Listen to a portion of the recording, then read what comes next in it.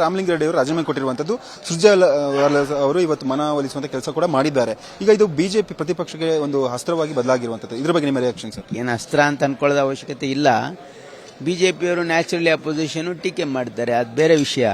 ಆದರೆ ರಾಮಲಿಂಗಾರೆಡ್ಡಿ ಅವರು ನಮ್ಮ ಪಕ್ಷದ ಹಿರಿಯ ನಾಯಕರಿದ್ದಾರೆ. ಅವರ ಒಂದು ಹಿರಿತನಕ್ಕೆ ಅವರಿಗೆ ಅವರೇನು ಅಸಮಾಧಾನ ವ್ಯಕ್ತಪಡಿಸಿದ್ದಾರೆ, ಅದ್ರ ಬಗ್ಗೆ ಅವ್ರ ಜೊತೆ ಚರ್ಚೆ ಮಾಡಿ ನಮ್ಮ ಮಾನ್ಯ ಮುಖ್ಯಮಂತ್ರಿಗಳು ಡಿ.ಕೆ. ಶಿವಕುಮಾರ್ ಜಿ ಅವರು ಮತ್ತು ನಮ್ಮ ಕೆಪಿಸಿಸಿ ಅಧ್ಯಕ್ಷರಾಗಿರ್ತಕ್ಕಂಥ ಪಿ.ಕೆ. ಹರಿಪ್ರಸಾದ್ ಅವರು ಮತ್ತು ನಮ್ಮ AIC general secretary Surjewala G ಅವರು ಮಾತಾಡಿ ಅದನ್ನು ಬಗೆಹರಿಸ್ತಾರೆ. ಸರ್, ಎರಡನೇ ಹಂತದ ಸಚಿವ ಸಂಪುಟ ರಚನೆಯಲ್ಲಿ ಅಸಮಾಧಾನಿತರಿಗೆ ಸ್ಥಾನವನ್ನು ಸಿಗುತ್ತೆ ಸರ್. ಈಗಾಗಲೇ ಲಕ್ಷ್ಮೀ ಹೆಬ್ಬಾಳ್ಕರ್ ಇರ್ಬೋದು, ಜಮೀರ್ ಅಹಮದ್ ಪ್ರತಿಭಟನೆ ಮಾಡಲಾಗ್ತಿರುವಂತದ್ದು. ಅದೇನು ಆ ರೀತಿ ಅಸಮಾಧಾನ ಇಲ್ಲ ಅವ್ರಿಗೆ. ಅವ್ರ ಬೆಂಬಲಿಗರು ಅವ್ರಿಗೆ ಅವಕಾಶ ಕೊಡಿ ಅಂತ ಕೇಳ್ತಾ ಇರಬಹುದು.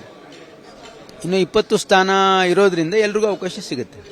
ಇದಿಷ್ಟು medical education minister Sharan Prakash Patil ಅವರ ಮಾತಾಗಿದೆ. ಕ್ಯಾಮ್ರಾ ಪರ್ಸನ್ ನವೀನ್ ಜೊತೆ ನಾನು ಅಥರ್ವ ರಂಜನ್, ವಿಸ್ತಾರ ನ್ಯೂಸ್, ಬೆಂಗಳೂರು.